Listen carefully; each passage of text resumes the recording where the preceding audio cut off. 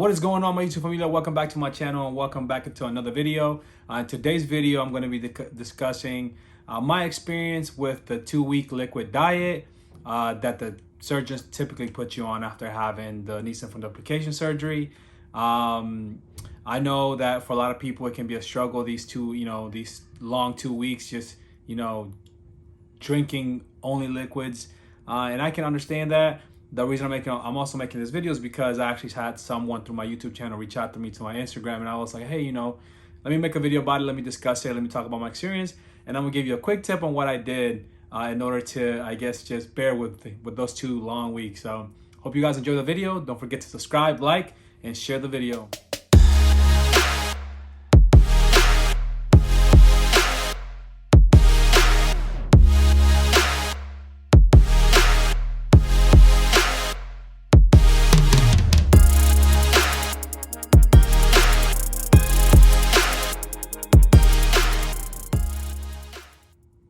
So right after the Nissen Fundoplication surgery, the surgeons typically tell you to get on a 2-week liquid diet, and this is for, I guess, obvious reasons. They don't want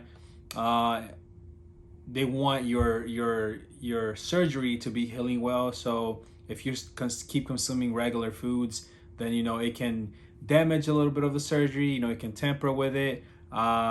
Maybe it won't really heal well or as it should, and then you're gonna end up having issues in the near future or along the way with your surgery. So I think it's really important to take into consideration the doctor's advice when it comes to that. When it comes to doctor's advice, me personally, I really take them serious. I have a lot of discipline when it comes to that,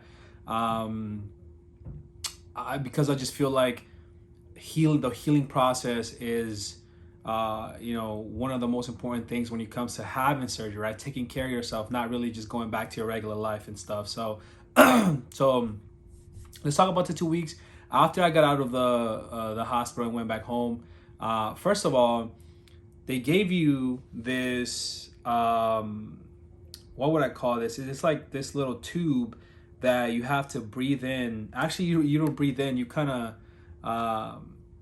suck air out of, and when you suck air out of it, it kind of gives you like a measurement as to how far this little measurement went, and it's basically meant for your diaphragm. So I had a hiatal hernia repair, and they were trying to, at my understanding, expand that muscle, expand the diaphragmatic muscle. So whenever I used to take a deep breath and it reached a certain level, then that meant that my diaphragm was first of all not just working, but also I am giving it some flexibility when it comes to the surgery, because in that moment and the first couple of days, and actually the first couple of weeks, your diaphragm is very tight, especially from the surgery, all the inflammation that's going on in that area. So for the first 2 weeks, I had to just keep breathing into that.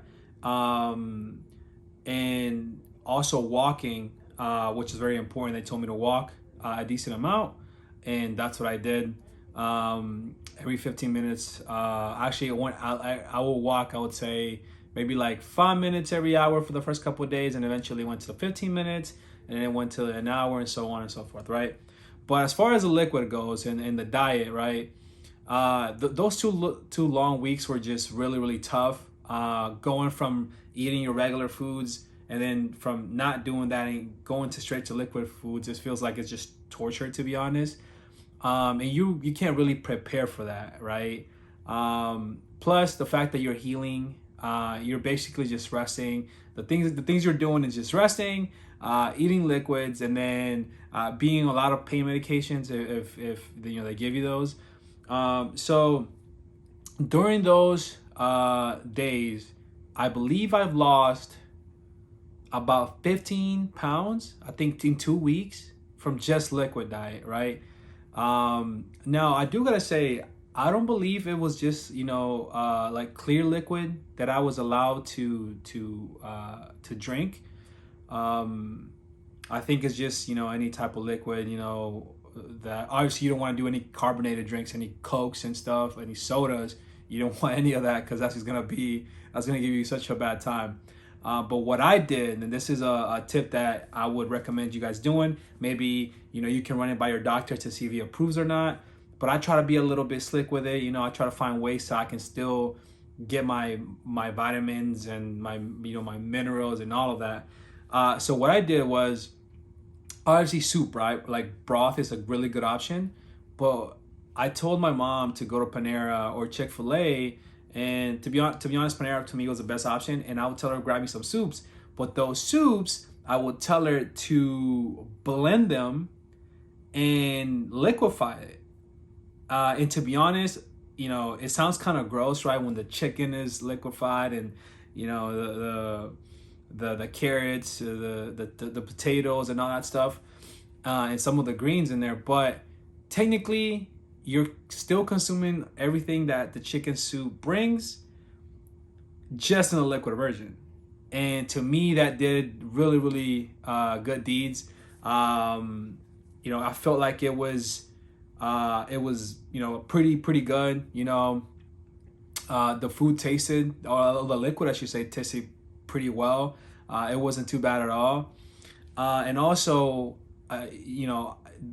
I felt like it was like a little bit of a different mix, right? Because if you stick to your Jell-Os, if you stick to your mashed potatoes, and actually not even mashed potatoes yet, because you're not even supposed to eat that yet. That comes after the 2 weeks. But if you stick to to your Jell-Os and what is that, the applesauce and all that stuff, it gets boring, it's bland, it's plain. So I try to mix it up a little bit as much as I could. So I will get broccoli soups, I would get chicken soups. I'll also try to get like a tomato soup to see if my acid was, it's not as bad, or maybe it was gone, and trying out. So for the first couple weeks, making, some testings to see how the surgery is going myself.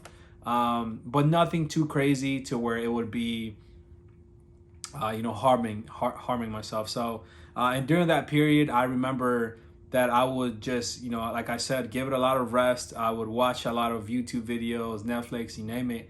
There was a time where I remember watching food cooking videos because I miss food so much, right? So, if you're doing that, you're not alone when it comes to this. It's very tough. You see people eating regular food and you're just like, man, like you forget how much of a blessing just eating in itself really is. So I remember watching like Gordon Ramsay making food and these hamburgers and making crab legs and all that stuff, and I was just like, that's crazy. What another food that I actually ate, now that I'm thinking on top of my head, was also fried beans. Now it's not the healthiest thing out there. I'm sorry, no, not fried beans. I keep mixing the 2 weeks up with the soft foods. But this is what I meant to say. So after the 2 weeks with the 2 week liquid version, I started implementing fried beans, potatoes, sweet potatoes, baked sweet potatoes, of course, and also eggs, eggs is probably one of the basic ones you can do, mashed potatoes.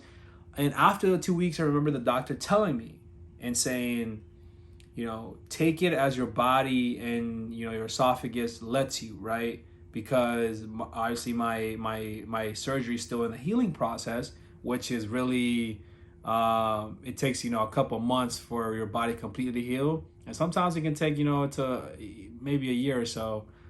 It depends how everything worked out. But going into the soft foods, I remember starting to take little by little, and then eventually after a month or 5 weeks, I remember eating a pizza. But it was really a scary moment. First of all, because I didn't want the pizza to get stuck in my esophagus, because having food stuck in your esophagus is one of the scariest things that you can experience. That drowning feeling and that feeling of choking, and you can start feeling your mouth becoming so watery because your body understands that you're choking and something's stuck, so your body creates this extra saliva so you can start swallowing that down, and it can create I guess that's that texture, so it can be easier for you to pass that food through to your stomach. and just having that feeling was crazy. So obviously the pizza had tomatoes in it, which at the beginning was good. And eventually I started implementing more and more foods, and it went on to leading to everything else, and being able to eat everything. But the first 2 weeks, it's not really rocket science. You just have to really stick to your liquids. If you want the surgery to have the best outcome, then I really just recommend from experience that you really follow your doctor's instructions. Obviously not lifting, too many weights. I think they give you, it's like after a week, after 2 weeks or a month, they tell you to only lift things that are 5 pounds or 10 maybe. So really pay attention to that, and obviously ask your doctor all the questions, right? Every single concern you have, whether it's before the surgery or after the surgery. I would say do it before the surgery, just because after the surgery, surgeons just come, one time, and they make sure that you're okay. And to be honest, you're still like waking up from the surgery. You're still like, in space. So you forget to ask questions. You forget to just, ask them, a concern or anything like that. So if I were you, I would do it before. And if you got anything out of this video, then you can also mention that to your surgeon to see what he or she says, because obviously everybody's different, and everybody's bodies work different. So hopefully this video helped you in any way. If you have any questions, obviously, comment below. My social media, it's on my YouTube page. And, I'll see you guys on the next one. Peace and love, baby.